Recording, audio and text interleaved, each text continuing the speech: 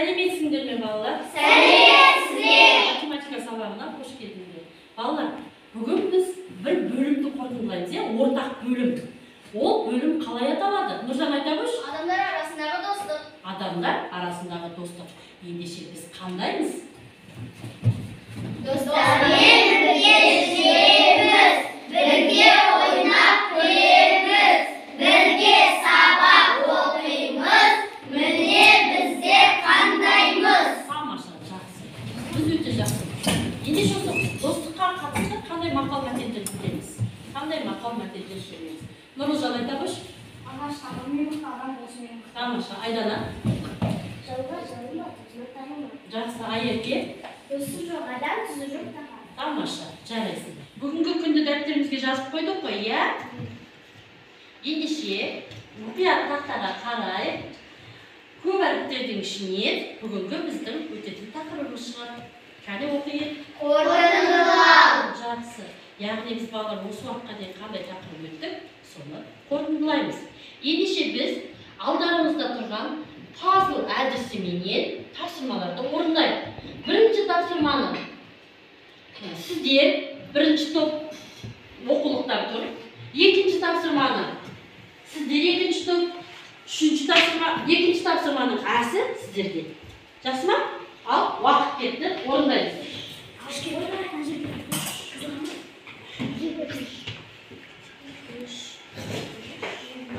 Қай топ болды? Жылдан маған белгілеңіз. Жақсы.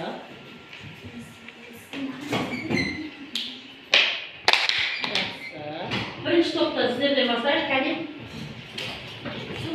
Кім болайық? Әрқайсы жеке-жеке тапсырмалар. Кеше оқушы математиканы қазақ тілінде де пәні деп санайды. Бір оқушы математиканы да қазақ тілінде де Жақсы, осы жерге суретіңді қойып қоясыз. Тамаша. Келесі оқи қойып. Кеше оқушы қазақ тілінде пәні деп санайды. Неше оқушы? 4 оқушы, кәне. Жақсы, суретіңді жасыра қой. Келесі.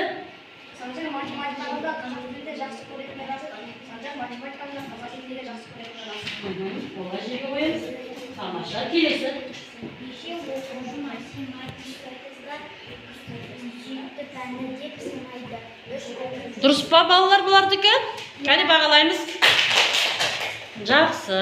Келесі. Екінші топ сіздер дайын болдыңыздар, е? Кәне. Екіге бөлінетін бір таңбалы санады жиынның көп төмендігіне жаз. Екіге бөлінетін санда 2, 4, 6, 8. Тамаша. Суретіңді қоя қой. Тура соның үстіне. Жақсы. Келесі. Үшке бөлінетін бір таңбалы сандар жиынның қызылға бөлінетін жаз. Ал. Оқи қой. 3, 9, 6, 9. Тамаша. Жақсы. Қоя қой. Суретіңді оқи бер. Жетелемет бар. Дұрыс па? Жақсы. Келесі. Осы жиындардың қиылысында неше элемент бар? Осы қиылысында бір элемент бар. Дінмұхамед Ахметұлы Қонаев. Иә? Дінмұхамед Ахметұлы Қонаев туралы не білеміз? Дінмұхамед Ахметұлы Қонаев 1912 жылдың 12 қаңтарында дүниеге келіп, 1990 жылдың 22 тамызында өмірден өткен. Асыр көрнекті мемлекет және қоғам қайраткері, 3 мәрте социалистік еңбек ері, қазақ ССР ғылым академиясының академигі, техника ғылымдарының докторы. Жақсы. Тамаша. Өте жақсы мәлімет келеді екенсің, Нұржан, иә? Балалар, биыл Дінмұхамед Ахметұлы Қонаевтың туғанына неше жыл болды? Әмен айтамыш? 100 жыл болды. Тамаша. Енді үшінші есепке мән берейік, кәне. Үшінші есеп. Топтық жұмыс балалар. Үшінші есептің кәне кітаптан оқулықтан оқиын. Асын кім оқиды? Кәне Алайбек оқи қой. Сыныпта 3 қатардан, әрқайсында 3 партадан бар. Сыныпта барлығы неше парта бар? Балалар, партада қалай дейді? Қалай дейді? 3 қатардан 3 партадан 3 қатар. 3 қатардан 3 партадан тұр дейді. Сонда сыныпта неше парта болуы мүмкін? 3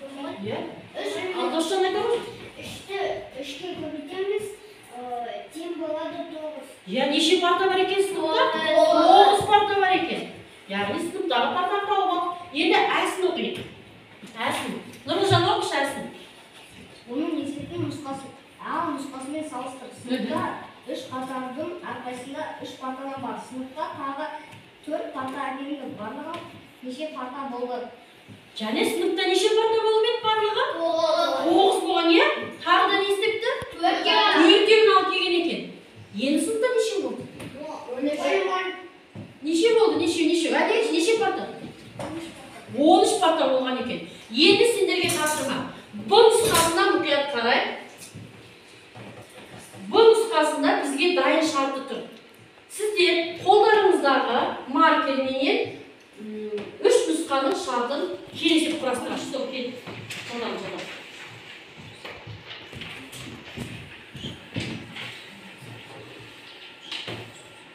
Болды. Белгісіз парта 3 қатар. Әкелінді 4 парта, барлығы 13 парта. Шешуі 13 пен 4-ні айырмасын бөлеміз 3-ке. Тең болады 3. Болғаны 3 парта. Тамаша. Балалар, кәне екі тілек бір ұсыныс айтайық. Бір тілек бір ұсыныс айтайық. Не? Кім айтады? Кәне айта ғой. Математика тілінде сөйледі. Тамаша. Дұрыс. Келесі, Нұржан. Шартын дұрыс шығарды. Шартын дұрыс шығарды. Ал. Сендерде Досжан айта ғой. Иә? Есептің шешуі? Есептің шешуін дұрыс шығарды. Дұрыс па балалар? Иә, жақсы балалар. Отыра ғой. Мынадан біреу алып кет. Келесі. Кел, Нұржан. Жылдам.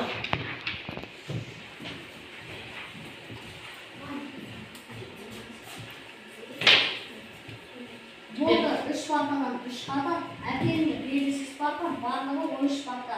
Шешуінде жақшаны аштық, 3-ті 3-ке көбейттік, жақшаны жақтық, одан 13-ті азайттық.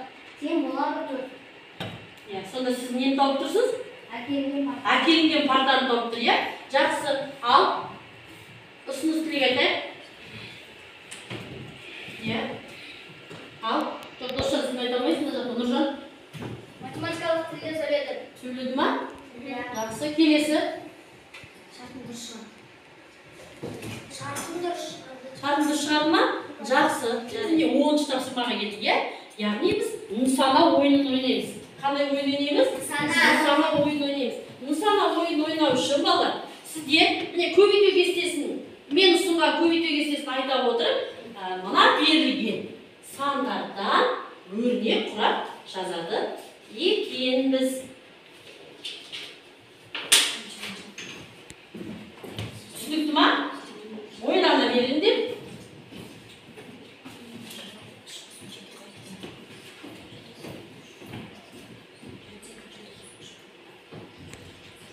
Жақсы, кәне, кім дайын? Кел, Айерке кел. Нұржан кел, Нұржан кел. Жылдам. 5 көбейту 5, 25. 5 көбейту 6, 30. 5 көбейту 7, 35. Тамаша, алдын кім? 6 жерде 6 нокалда, 6 жерде 7, 42, 6 жерде 8, 6 жерде 8, 48. Тамаша. 7 жерде 49, 7 жерде 8, 56. Жақсы. Жылдам. Айерке, өте жақсы. Қандай не болсын? Жақсы, келесі. Үш жерде Бала, міне, біз күнде күліп жүру үшін күнді толықтыруымыз керек.